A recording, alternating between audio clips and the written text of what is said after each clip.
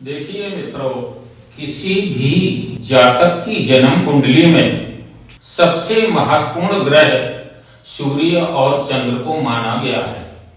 सूर्य राज्य कृपा का कारक ग्रह है, सूर्य आत्मा का कारक ग्रह है, सूर्य पिता का कारक ग्रह है। सूर्य से ही चाहे शासन में हो, चाहे प्रशासन में हो, चाहे पद हो, चाहे प्रतिष्ठा हो, वो व्यक्ति कैसे प्राप्त करेगा और कैसे सारा जीवन यशस्वी रहेगा, ये किसी भी की कुंडली में सूर्य से देखा जा सकता है। और सूर्य के द्वारा ही यश प्राप्त कोई व्यक्ति, अगर सूर्य शुभ स्थिति में नहीं है तो आज सरल और सुलभ तरीके से हम आपको बताएंगे कि सूर्य को शुभ कैसे करना है। दूसरा ग्रह चंद्रमा मनमस्तक का कारक ग्रह है। चंद्रमा सुख का कारक ग्रह है। चंद्रमा भौतिक जगत की सुख सुविधाओं का कारक ग्रह है। चंद्रमा संपत्ति का कारक ग्रह है। यदि चंद्रमा शुभ स्थिति में नहीं है तो जीवन में उस जातक को विभिन्न दृष्टिकोण से भटकना पड़ता है। अब मैं सिर्फ ये चर्चा करूंगा कि चंद्रमा और सूर्य की कृपा आप पर कैसे बरसती रहे, इसे कैसे शुभ करना है।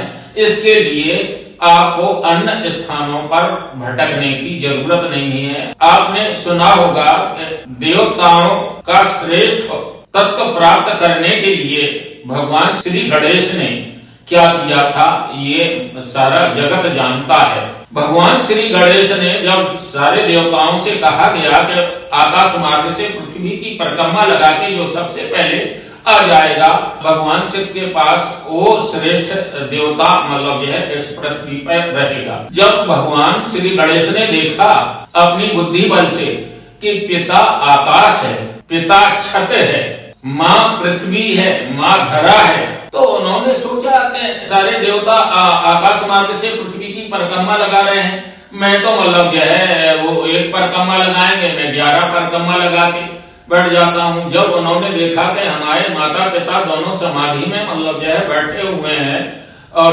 तपस्या कर रहे हैं, तो गणेश जी ने 11 परिक्रमा लगा के भगवान शिव और पार्वती के चरणों में बैठ गए और वो श्रेष्ठ देवता घोषित किए गए। मैं इसी प्रकार आप लोगों को बताना चाहता हूं कि चंद्रमा को शांत करने के लिए, चंद्रमा को शुभ बनाने के लिए मां से श्रेष्ठ कोई देवता इस पृथ्वी पर नहीं है। ब्रह्म को भी मां सुख क्या होता है उसके लिए पृथ्वी पर आना पड़ा। चाहे भगवान श्री कृष्ण देवकी और यशोदा माँ के आंगन में आके माँ का सुख का उपभोग किया और भगवान श्री राम को कौशल्या के यहाँ आके के माँ सुख क्या होता है भगवान को भी आना पड़ा।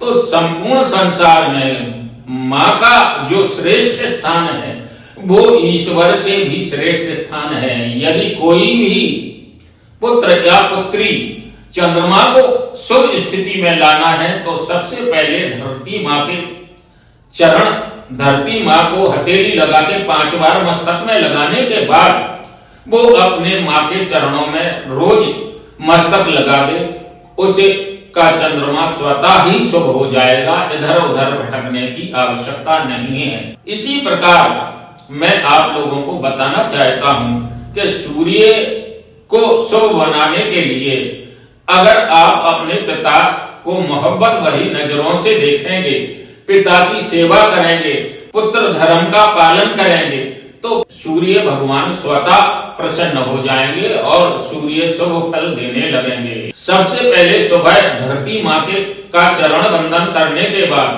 आप माँ के चरणों में मत्था लगाएं। इसके बाद आप अपने पिता के चरणों में मत्था लगाएं। सूर्य चंद्रमा स्वतः आपके श्रेष्ठ स्थिति में आ जाएंगे। माता पिता से मोहब्बत भरी नजरों से देखने के बाद सूर्य चंद्रमा आपकी कुंडली में अशुभ फल नहीं दे पाएंगे। चंद्रमा शुभ तत्व में परिवर्तित होकर आपको सुख और भौतिक जगत की सुविधाओं से युक्त करा देगा तथा पिता की सेवा और पिता से मोहब्बत करने के बाद सूर्य स्वतः आपको श्रेष्ठ स्थिति में लाके खड़ा कर देगा। धन्यवाद।